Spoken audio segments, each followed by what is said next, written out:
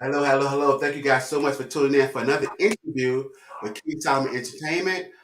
We are great to have another interview with you with the Cultural Scribe platform, which is our artist platform, where we bring to you great artistry. And today is no exception. We have a great talent today. But before we do that, we want to make sure you guys subscribe. Make sure you follow us on our YouTube channel, which is the Cultural Scribe, as well as the Rock Center. And of course, our link is in the bio for King Solomon Entertainment. Make sure you guys subscribe and follow us on there. And so that is our link at the bottom right here. Make sure you guys follow us. And we want to thank you guys so much for your support. And as we continue to just grow, we're so grateful. So we want to thank our partners. And after we thank our partners, we're going to come back and we're going to start the interview with our special guest. And we can't wait for you guys to see who we got today. It's going to be a great show.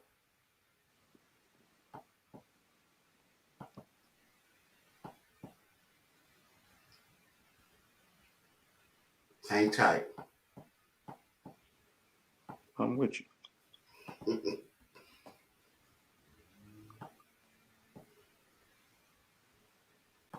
HeartToHeartForYou.org. Heart to Heart mission is to supply every young person with a new pair of shoes, especially those who need them. A domestic and international nonprofit organization. 844-237-6344. Tell them King Solomon sent you. Dr. Manny J. Rosette, Doctor of Physical Therapy, low back, neck, shoulder pain management, post-surgical rehabilitation. RosettePhysicalTherapy.com, 424-243-5261. Tell him King Solomon sent you.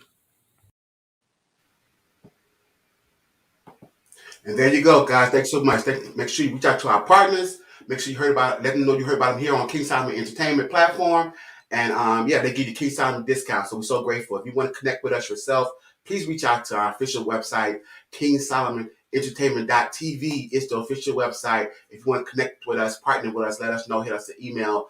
Again, we cannot stress enough, guys, to help us out by liking, hitting the notification button, and sharing this video. Make sure you guys share this video where we can definitely continue to reach more as we continue to grow. Also, streaming live on Roku, King Solomon Entertainment, one word, King Solomon Entertainment, Roku streaming. Look for the logo, King Solomon, right there in the upper right-hand corner. We are on Roku as well, streaming right now, King Solomon Entertainment. We just thank you guys for your support, and without you, we couldn't have made that happen, that we are reaching millions of people right now with our streaming channel. So make sure you guys check out this interview and share this interview right now on Roku on King Solomon Entertainment, one word. All right, so without further ado, we have a great artist today to come on from the Midwest. He's a soul singer. He just a true showmanship in the artistry. We cannot wait for you guys to see who we have on today to let you know what he brings to the industry and what he gives. We're so elated to have on our platform today artist Bigg Robb, songwriter, producer, and artist Bigg Robb. How you doing, brother? Hey, man, I'm good, my brother. How you feeling today, man? All right. Heard nothing but great things about you. Great things about your art, your showmanship, your big heart, your big show, and we're so happy to have you on our platform today. Thank you so much for joining us. Well, thank you, man. Thank you, man. You know, the pleasure is all mine, man. Thank you for having me. Thank you for taking the time to want to talk to the best-looking fat man in show business. Please believe That's right. That's right. And so we like to start with our guests and with our artists. Where did it all start? First of all, let people know where you're from and where did your passion for music begin? Man, I was born with the passion of music. I was born and raised in a town called Cincinnati, Ohio. And man, you know, I think my daddy met my mama. They was probably listening to Ray Charles. He said, "Come here, girl." Next thing you know, 9 months later, a big old fat baby like me popped Okay. up. And oh my goodness, I've been a bad motor scooter since I first got here. They say on the way on when they was pulling out the hospital, and my grandmama and them was taking me home for the first time. I said, "Hey man, stop it at McDonald's and get me a number one."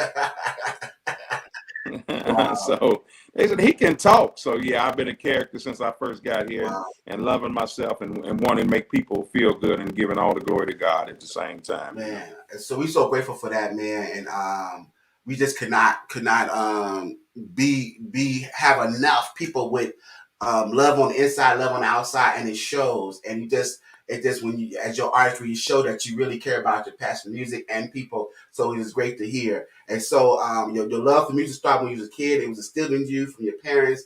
And so was it all singing? Was it instrumental in singing? Like what was the combination? Was it just music? How did you? Well, I started out first of all of being the biggest Jackson 5 fan in the world. Mm, So, I go all the way back into the beginning of the Jackson 5's hit record status. And I was a little bitty guy. I was much younger than them, but for some reason, I just identified with them at 2 or 3 years old. yeah, I just, remember seeing them on TV. And then that led me to begging my parents and my kinfolks and anybody, man, go get me some 45s and hey man, just doing it. Then I started trying to make up little songs on the playground. Look at Judy, she got a big booty. Yeah, yeah, all this kind of little silly stuff, man, and just having yeah, fun and stayed consistent with it. Just having a lot of fun with it, man. And then start meeting all kinds. As I got older, branching out. I also have a big cousin of mine who's a heck of a guitarist. So he was one of my first heroes. What I mean, one of the first guys I looked up to because he could actually play the guitar. So he was the first person I ever saw that could, he said, well, do you like that Jackson 5 song? And he'd sit on the couch and just start playing the guitar part, start Want You Back or something. And I was like, wow, I want to do that. So, yeah, and then coming up in the time when there was Soul Train and waking up on Saturday morning, man, sitting there with your little BBD, the Dunkin' underwear on, watching all the people doing the dancing and stuff, eating a bowl of Captain Crunch. I was like, I want to do what they do. wow. And so also it mentioned in your bio that you had a background in radio. So how Yeah, did that even go? to this day, we praise God. Yeah, even to this day, I started out as a radio DJ, and then my career took me away from radio, and I got way deep into the entertainment side of it. And now it's like everything is going full circle because in this soul blues music game that I'm in, I'm one of the leaders out here, and there's a need for you know that music to be played on the radio. So I've been able to some of my buddies and friends who own radio stations and stuff. They're like, man, you should do a radio show. You should do a radio show. And I was like, well, I think I can do it. And they didn't think I could do it. They was kind of joking because they didn't really know what my roots was. Yeah. But once they heard me do it, they was like, oh, like this is for real. So it's called the Big Robb Radio Show. And praise God, we're on in Waco, Texas, Flint, Michigan, Bryan College Station, Greenwood, Mississippi. We just signed on for Austin, Texas, on a couple of internet radio stations. Just signed on East Texas, and so you can hear it, mainly on the weekends. But we're on about 10 to 15 different markets, man, Wow. and it's a lot of fun. No, that's And I play the best on my radio show.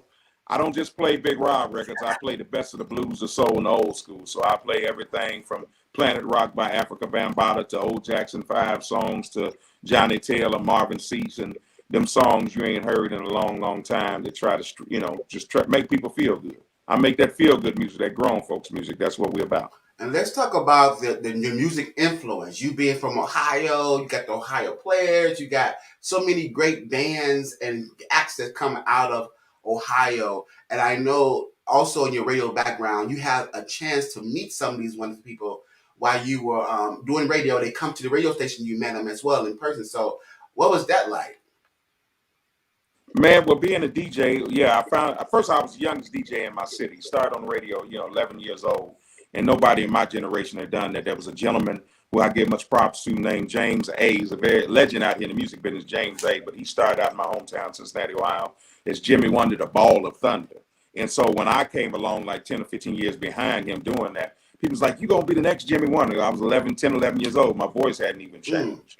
And I did that for a while, and I found that I could go out and interview people, such as all the famous people that was from around my neighborhood yeah, and from around my city.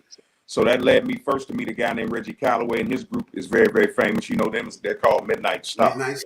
And so, Wow.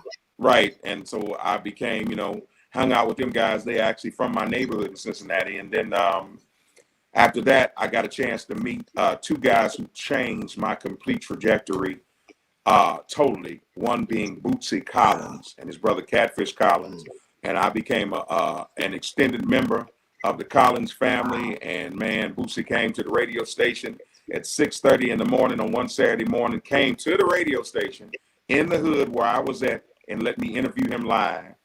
And that was the day that I met a true superstar and saw how superstars move, how they do it. Because he was, I mean, this is Bootsy Collins, man. So, you know, he came down there dressed in his complete, the same way you see him on stage, 6:30 in the morning, man.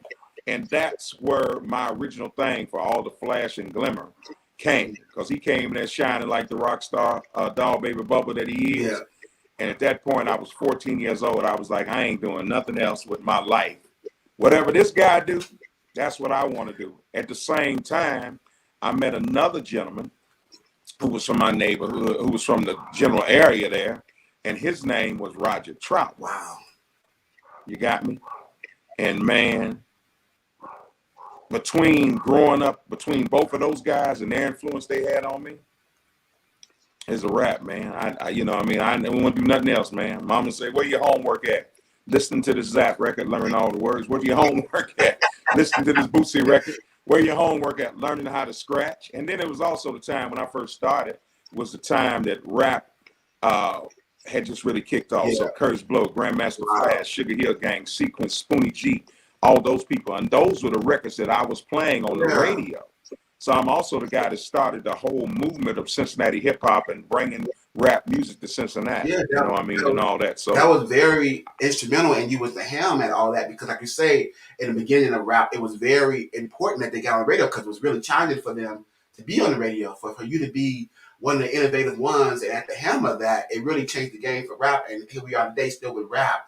But where did you go from that? Because even before your rap participation and you're at the helm of rap in your city and in your region, Midnight Star, Roger Troutman, Zap, and Bootsy Collins, you don't say them names lightly. You just keep going. I mean, and you mentioned something that was very, very imperative in the sense of when you met real, true class acts, like they were like life changing when you met them. So you definitely put emphasis on that. Like your life changed because you met people that really knew what it was like to be a class act and to embody artistry.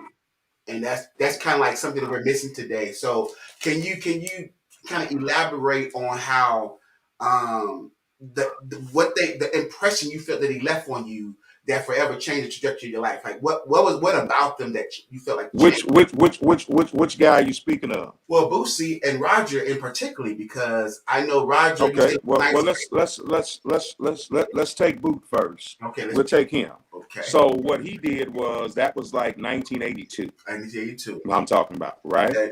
1982. And so I became friends with him, where if I heard Bootsy was at the place buying a whatever, I'm going down there. You know what I mean? If I heard Bootsy gonna be at the record store, so I became friends with him and chased him around and became, you know what I mean, just a pal, a buddy. I guess, I don't know, not a groupie, but just a friend, like, cause I look up to this guy. And he put his arm around me and said, come on, little bro. And then he saw, how much I was into it and how serious I took it. So he actually, came to the hood, came upstairs, came up in the projects, told my mama, like, yeah, I want to take your son to the studio with me today. And don't worry about it, mama, I got him. And you know what I mean? And so that happened. A lot of people don't know this because he doesn't spend a lot of time talking about it, but Bootsy is actually the guy that put Zap and Roger on. His brother Catfish is the guy who went to the club, heard Roger and them playing, saw him playing. Of course, they were all old friends and all that. And they arranged a meeting with George Clinton. I'm kind of going through the fast process of it, but Bootsy was the guy. He's one of the producers of the first Zap record, Mo Mouse Downs and all that stuff. So, man, that was a life-changing thing. Come on, man. I'm 14 years old and I get to hang out with Bootsy Collins, and then he making a record downtown Cincinnati, and I go to the studio, and who was that right there? Oh, man, that's really George Clinton? Wow. Oh, man, that's really Bernie Worrell. Wow. Man, that's really Gary Scheider. Like, them is the guys that really, you know what I mean? And I'm a young cat coming up, so I'm just like, I'm around guys not even knowing that some of these guys I'm around, I later found out who these guys were, And let me say this, and they were all the coolest, nicest, greatest bunch of inspiring big brothers I ever saw. Like, back in those days, people always talk about the Funkadelic and all that, and there's a lot of, like you said, oh man, they was getting high and all that. Bootsy took me, man, one day, and he said, listen, man, let me tell you something. He said, if I should ever hear about you fooling with any drugs, any of that stuff, man, You know, I'm gonna hurt you. I'm gonna hurt you. You know what I mean? Don't you do that. Whatever you do, don't do that, young blood. Don't do that. So I was blessed, man, to come around those guys. You know what I mean? And you know, Tiger Martin and all these guys and Bootsy and them, they came up. The Cincinnati thing. The reason why that music was so big and popular was because James Brown. You see, James Brown was signed to a record label that was right there in the hood in Cincinnati called King Records. That's where he made some of his greatest music ever, right? So, you know, they were the first generation guys who either played with him or wanted to play with him. We come up, my generation guys, we come up looking up to those guys. You know, because in my hometown of Cincinnati, Ohio, man, the local bands were superstars. Like, you couldn't even get off the block. Like, bands like 400 Years or What, man, High Times. Like, these guys are legendary guys. You might not never even heard of them. Like, they may never even made a record. But I'm telling you, they was turning the club out, and they were local superstars and celebrities. Like, oh, man, that's Mr. Randy Wallace. He plays saxophone. You know, when that dude come down the street, he's like, ladies going crazy, and everybody like, I've just raised up in that environment, man. Yeah. So that's one of the greatest things that Bootsy and the Collins family did for me, man. His mother was wonderful. I love and miss her. Catfish, his big brother, was like an uncle and a big brother to me. And at the same time, I met the Troutmans. Mainly Roger and, you know, his brothers, Zap and Lester, Larry. And that was a different kind of experience, but that was man, that was awesome as well because, you know, they let me pal around. There was this one recording studio in Cincinnati that everybody recorded at. And I would just lurk and whatever you call troll. I'm just like, I would call down every day, Roger there? No, click. Roger there? And then when they say, yes, he's here, I just hang up and go get on the bus or run down. You know what I mean? And I'd come in and he'd say, hey, man, what you doing? Here, it'd be at 10:30 in the morning. I didn't call from the payphone in front of the school. Like, hey, man, well, he said, what you doing here? Ain't you supposed to be in school, little brother? I said, man, today is Arbor Day. You know, school got out early. Yeah. He said, man, sit down and stop lying. Ain't no, you know what I mean? What are you talking about? Day. And and, you know, and I was just learning these indelible lessons. You know, when you walk in these guys' recording session, you see all these knobs and lights and buttons and hear all this music, man. And it's like, it is really, really overwhelming. And I never forgot that.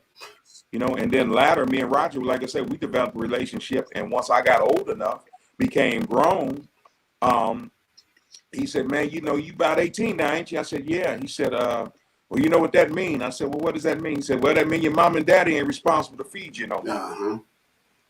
He said, so you better come on over here with me and get a job.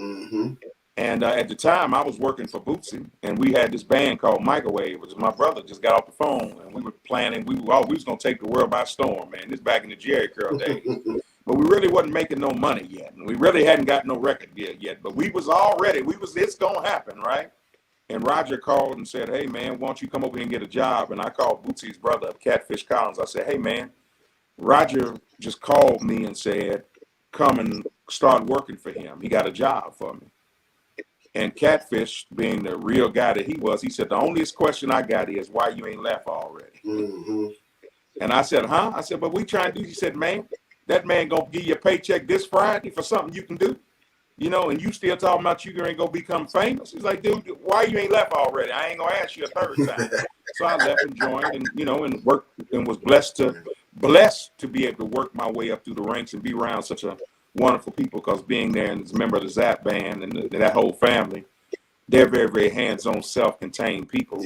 And they taught me the music business from the beginning to the end. So I didn't come in being on stage and singing songs. I came in mopping floors and, you know, cleaning out trash cans and making coffee and driving limousines and taking clothes to the dry cleaners and cleaning toilets and doing whatever needed to be done. So I've been blessed to learn the music business from the inside out. That's good. And that's so, as a producer, songwriter, definitely helped you because you know your way around the studio. And so what is some of your creativity process when you're creating that next big love song, that next big blues fusion song? What's some of your creative process mechanisms you use? You know, pray, talk to God about it, and study my subjects. You know, I want to, you know, I learned from, I can remember when Roger was making I Want to Be Your Man. He kept saying, he said, man, like, you know, brothers don't know how to talk to their ladies sometimes. He said, so I want to make a song that a dude that may not be good at talking to his woman, he could just call down to the radio station and say, My name Joe, play this for Peggy and tell it's from me, right? And the song says everything that dude can't really say, right? So I always remember that. And I remember watching him work on, I remember watching Roger up close and personal work on a lot of records that as he worked on the first time when I first came to studio and saw him working, he was working on Dance Floor and Do I Did It. Those songs weren't even out yet. You know what I mean? Them certain records came out and smashes. And, so I seen him do that. I seen him, he in there working on Heartbreakers. And I remember the first time I heard Computer Love, Zap Trotman played it for me like, hey, man, we going to put this record out. And I'm like, man, I know that voice. Is that Charlie Wilson from the Gap Band? He's like, yeah, we got him on the record. So, you know what I mean? I just remember all those experiences of seeing records before they came out. So that's part of my process is just when I get ready to go to the studio, I'm thinking about, I make a lot of what we call, feel good music, grown folks music. And I've been very, very blessed to have a lot of hit records and positivity in the soul blues world. Because I'm trying to make that record that's going to make people juke. I'm trying to make that record that's going to make people feel like dancing. I'm trying to make that record for that guy that's been working all week, man. And, he tired, his boss done stretched him out. He just wanted to go get him a couple of shots of Crown Royal and some fried chicken and hang out with his baby. I make those kind of records. At the same time, I do spiritual songs as well, too. But just stuff that make people feel good, man. Yeah, you definitely. And that was the biggest thing that I would take away professionally and creatively, I take away from Roger Troutman is that he showed me and taught me and put me in an atmosphere where night after night we had to go on stage and do this show. And the job was to go out there and make people feel good, man. Like, and I don't take that lightly. And with my band now, I took my whole band and I pulled up. We were at a gig recently and I took the band at 6:30 at night and said, come on, follow me. And they said, where we going? And I took them out in the parking lot, way at the end of the parking lot, and parked the van and said, come on. And we got out, we had our street clothes on, and we got in the back of the line and just, played very, very inconspicuously and went through the whole process that a person has to go through just to come see us on stage. You hear Big Robb is coming to town next Thursday or 2 weeks from now. You got to get ticket money. You got to take your baby. You got to have 2 tickets. You got to take your old lady. You got to go to the barber shop. You got to get you some new clothes or try to find some stuff that's good. It's a whole experience. You got to get there in time at the park, get there, find your seat, go through COVID protocol, stop by the bar, get you a drink. So when a person comes see you, man, they done went through a whole lot. Now, we as entertainers, we might have been driving for 15 hours or for 2 weeks or whatever. But, at the end result, the people in the audience, they paying money to come see me cut the food and make people feel good. And I don't take that lightly. And I don't take that lightly when I go in the studio either. I'm, trying to put that work in, bro, and trying to make people feel good. If you ain't never heard of me before and you watch this interview and go type in BIGGRBB, out of 27 albums I done made, hopefully you're going to hear something that's going to make you like, hey, that's all right. I like that. Yeah, and that type of mastery and craftsmanship, like I say, you learned it from what you've been watching growing up with your great influences that you have. And also you perfecting your craft as well, because a lot of the shows today are gimmicks, lights, and all these other bells and whistles that they add to the show. And that's wonderful because you want to go see a show. But when you go to a show where the artists have true talent and they have presence and they embody true artistry, that lasts forever. You tour forever. And those type of acts that we rarely see, where they don't use a lot of gimmicks, they just raw talent that's up there, just really captivate you from beginning to end, and you on every move they make while they're on stage. And so that's a wonderful, wonderful craft to have that's sustain your longevity. So that's wonderful. So what do people? What would you like people to take away from your show after seeing Big Robb? You say you want them to feel good, you want them to feel great, but what is the message that you want people to have once they see you when they leave your show? I can make it another day. Man, I just let off some steam, kind of like I'll give you 2 jovial answers because I'm kind of silly pranksters guys too. So in a jovial way, they ate collard greens and macaroni and cheese and cornbread and jello and sweet potato pie. And now you got to go use the bathroom. You come out that bathroom feeling a lot lighter, feeling better, like, hey, woo, I'm feeling good. I'm good now, right? I just took this weight off of me. That's in a kind of jovial way. In a very serious way, You know what I mean? The people say, well, Big Rob, what you mean? You want people to feel like they had to take a crap? Well, no, but if people listen to Big Rob like they take a crap, that mean they be listening to me every day, and I ain't mad about that. But the other side of that is just making people feel good, man. You know, people have so much stress and there's so much going on, man. There's so much crazy time right now that if I can just get on stage and wear a crazy costume or shoot some fog out or sing a song that makes you forget about your trouble, make you forget that, hey, man, the doctors say I got to cut back on my soda, Yeah. and my rent's due, and my baby mama tripping, my baby daddy tripping. Yeah. If I can just make you forget about that for an hour, Mm. right, just take your mind off of that, then I've done the same thing that Star Trek does for people, the same thing that Ricky Smiley and Steve Harvey and Richard Pryor and Eddie Murphy and Cat Williams do for people. The same thing Charlie Wilson, Luther Vandross, and Michael Jackson and James Brown do for people. Yep. Yes. Which is take your mind off of what you currently going through and give you just a woo-saw moment where maybe you can just breathe again and you feel like, hey, man, you know, I can make it, man. And then that turns into when I come to your city, your town, you like, man, I got to go see Big Rob. That's my cat. So if it's a rainstorm, you still coming. If it's a snowstorm, you're still coming. And then my fans are the kind of folks, they come through there and they come and they bringing sweet potato pies and plates of food and stuff. And they, you know, it's family. Like my thing is more family oriented, like, you know, because I'm just a down home folks and my fans are down home folks. So there it is. That's what I'm trying to do. Make people feel good, bro. This is the Culture Scribe, our artist platform here on King Simon Entertainment. We're here today with our special guest, music producer, songwriter, artist, Big Rob. And we just so happy to have him today. And definitely make sure you guys share this video and let people know, subscribe, and let them know that we're here. And this video is just amazing video talking to him about what he do and what he do best. And so we always like our guests before they leave to, you know, give us a little big sample of what we might see when we come, or what we will see when we come and see you. We always ask our guests to do a little something. So if you could definitely sing a little something for us, we'll be greatly appreciated. Man, my new single, I didn't have all my speakers and stuff over here, but my new single is a song called Evidence. On Fantastic, which is selling millions by the stream and is in the #1 spot. His new project called Fantastic. Make sure you guys check that out. Absolutely. Yeah, it's on sale everywhere. Please go download it, put it in your Apple Music, your iTunes, your Amazon, you know what I mean? Please. Yeah, and when you get done with that, there's albums like Jerry Curl Music, Showtime, 8 tracks and 45. Just type in BIGGRBB Big Rob. Also have a new label I just started called Big Soul. I have a young lady we just dropped her record. Her name is Margot Thunder. Wow. She's fantastic. She's been around forever, and she's a singing sister. Her new song is called What Do You Do? I have a brother by the name of Bird Williams who I'm working with. My son, R3, who's also my drummer.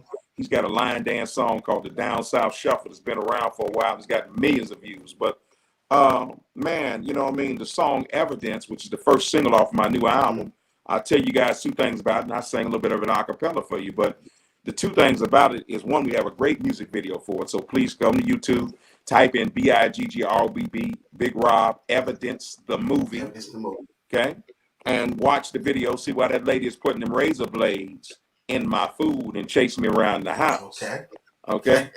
And the reason why she's doing that is because the song says, girl, you say your sister saw me coming out the Motel 6. Wait a minute, man. I'm gonna find some music. It ain't gonna be the best quality of music right now, but where is it at? Right here. Uh-oh.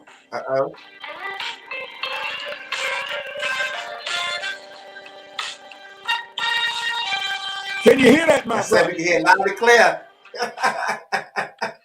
That's that down home music. Big Rob got that hot water bread for you, baby. And the song says this, it says, girl, you say your sister saw me coming out the Motel 6. And she says that she used to work with this woman I'm creeping with. But that's a damn lie. I can tell you right now that's a lie. She's just trying to get in your head. You know why? Girl, you know your sister, she don't like me. 'Cause I won't drop these drawers and climb inside a bed. No, listen, if you didn't see me, tell me, baby. Tell me where's the evidence? Yeah. If you didn't catch me stroking her, tell me where's the evidence? King Solomon, Let's then see I what told her, evidence. folk don't want to see you happy, baby. Just wait to see you doing bad. Then I told my woman, girl, I'm not going to give this good wood to nobody but you. It's the best you ever had. Yeah. And then I told her, I said, girl, you got to stop listening to your friends gonna still get you shook. And you got to stop believing everything you see on Facebook. You know why? Folk lie on you, baby. Yeah. Trust me. Just hating on you all day long. If I didn't want to be with you, baby, I'd have left you alone. If you didn't see me, tell me, baby. Tell me where's the evidence. If you get caught eating the banana pudding because all the banana pudding in your house is gone, but nobody didn't see it and they ain't got no evidence on you, baby. That's it. And don't remember one thing. You got to remember this. It didn't happen. If you didn't get caught, That's it. don't be a fool and tell on yourself. Right. You know what I'm It saying? did not happen. Evidence by Bigg Robb. Make sure you go check it out and let them know where they can reach you out on social media and let them know where they can find you, how they can support you. HEYBIGGROBB. Hey, Bigg Robb, just like you want me to come do a show, you want me to come help you wash your car, holler at me from across the street. Hey, Bigg Robb. That's on Instagram. That's my Instagram handle. Also on Facebook, BIGGRBB. Make sure the guy looks like this. Got a nice looking hat on and these beautiful rhinestone glasses, baby. You know what I mean? Might have a little salt and pepper in his beard. Sometimes it's jet black, but I ain't put the shoe polish in it this week because I've been doing other stuff. You know what I'm saying? But and you fellas out there, let me say this. All you guys out there, over 35, 40 years old, you're getting some gray. I wrote a song called Salt and Pepper. Salt and pepper. And told all the ladies, come get you some salt and some pepper. That's a look of distinguishment. You understand what I'm saying? And wisdom. So don't be ashamed of it. But you can find me. You look on Facebook, make sure you find this guy, the best looking fat man in show business. That's me. And you need me to come do a show, you can call my booking office. It's 818-473-9577. We play all the places, Coliseums, Hole in the Walls, juke joints. It doesn't matter, man. You know what I mean? Let's make a deal. We got fans out there, people out there want to hear the soul blues music that Bigg Robb makes, and we can come do the show with the band. I can leave the band at home and plug the cell phone up, and even with that, it's still going to be a show because I got a whole lot of costumes and a whole lot of energy. That's right. So thank you so much. I can't thank you enough. Thank you for coming and joining the platform, Daily Cultural Scribe.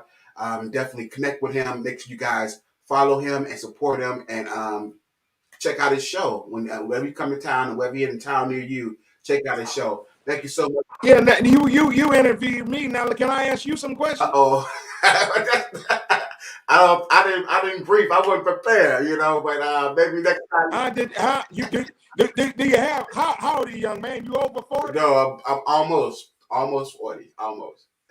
Okay, and so if you had the choice, man, is it gonna be hot sauce or Tabasco sauce? Which one? I think it's gonna be hot sauce. I don't think I like Tabasco. Tabasco kind of got some additional flavor to it. Hot sauce probably just straight hot sauce. Yeah, that's got a little different thing, in the hood. That's a little bit too complex. Yeah. And okay, man, here's the last question, man, for you, my brother. Are you ready? Okay, are you sure you're ready? I'm ready. I think I'm ready. Okay.